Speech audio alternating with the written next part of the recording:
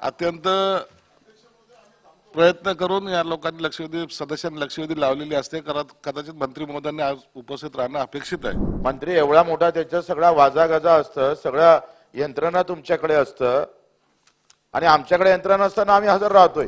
आणि तुमच्याकडे बंगला आहे, सगळं आहे, गाडी आहे, घोडा आहे, कर्मचारी आहे, अधिकारी आहे. कुठे गेले ते?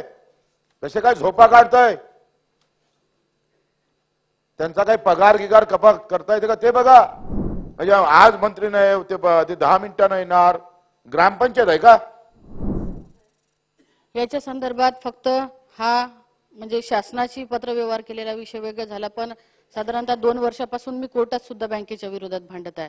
आणि याच्यात कोर्टाने दिलेला जो आदेश आहे की आपल्याला संचालक मंडळाच्या बाबतीत निर्णय घेत असताना प्रशासक नेमायला हरकत नाही, पाहिजे असेल तर तो आदेश मी तुम्हाला तुमच्याकडे आणून देतो. आणि स्पेसिफिक माझा याच्या संदर्भात परत एक प्रश्न आहे की ज्या संचालकावरती गुन्हे दाखल आहे, नियमात असं आहे की 6 महिन्याच्या वर ते संचालक तुम्हाला बँकेवरती ठेवता येणार नाही, अशा संचालकाच्या बाबतीत आपण काय निर्णय घेणार? त्याबाबत चौकशी करून जर त्याच्यामध्ये हे जे गुन्हे दाखल आहेत त्याच्यामध्ये सत्य असेल तर त्याच्याबाबत चौकशी करून कारवाई करू. लक्षवेधी क्रमांक 3 मंत्री महोदय नाहीत का? मंत्री महोदय एक सन्माननीय सदस्य मंत्री महोदय थोडे 10-15 मिनिटात येत आहेत, त्याच्यानंतर तुमचे घेतो. मंत्री महोदय येत आहेत सभागृहात, एक 15-20 मिनिटांनंतर घेतो. लक्षवेधी क्रमांक 4चं सुद्धा त्यांनी विनंती केली, त्यामुळं ते पण पुढे घेण्यात येईल. लक्षवेधी क्रमांक 5 श्रीमती श्वेता महाले. तुमचे मंत्री दिसत नाहीत. मंत्री महोदय कुठे आहेत? मंत्री महोदय नाही आहेत ना अध्यक्ष महोदय?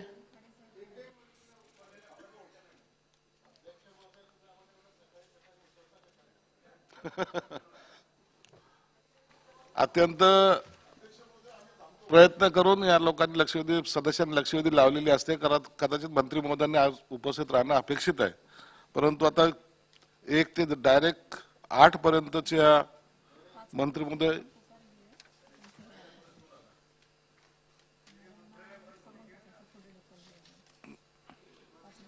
5 नंबर 6 नंबर 7 नंबर 8 नंबर आंबेडकरचं कोण आहेत? मंत्री कोण आहेत? हा हे म्हणजे सभागृहाची काय मजाक लावली का? कुठे गेले ते मंत्री?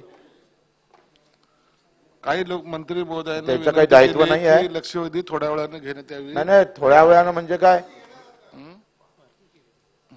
मंत्री एवढा मोठा त्याचा सगळा वाजागाजा असतं, सगळ्या यंत्रणा तुमच्याकडे असतं आणि आमच्याकडे यंत्रणा असताना आम्ही हजर राहतोय. आणि तुमच्याकडे बंगला आहे, सगळं आहे, गाडी आहे, घोडा आहे, कर्मचारी आहे, अधिकारी आहे. कुठे गेले ते? कसे काय झोपा काढताय?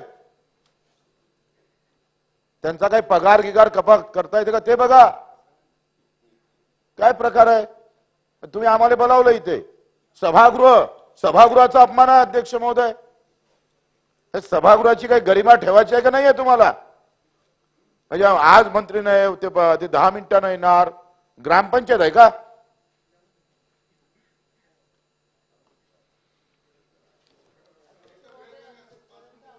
सन्मान अध्यक्ष महोदय, ही बाब मी अनेक वेळेला या सभागृहात लक्षात आणून दिलेली आहे की जर समजा आता लक्षवेधी रात्री 12 वाजता किंवा 12:30 वाजता जर मंत्र्यांच्याकडे पोहोचली तर रात्री जो सगळा स्टाफ आहे तो सगळा जागा ठेवायला लागतो आणि मग त्याचं ते उत्तर तयार करायचं, त्याचं ते अप्रुव्हल घ्यायचं आणि मग सकाळी सर्क्युलेशन करायचं.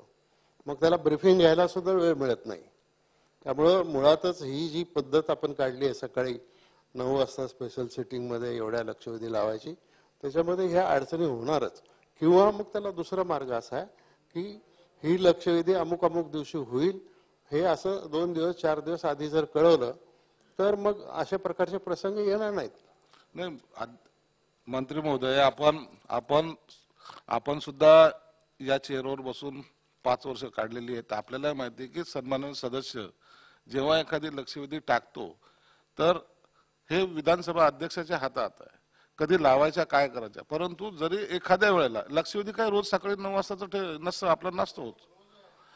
परंतु तरी लक्षवेधी लागण्याची सगळी माहिती त्यांनी दिलेली असते. परंतु मला असं वाटतं की सभागृहामध्ये मंत्री महोदयांनी उपस्थित राहणं, जर उत्तर देता जरी नाही आलं किंवा त्यांना जर वेळ हवा असला तरी मंत्र्यांनी सभागृहात उपस्थित असणं गरजेचं आहे.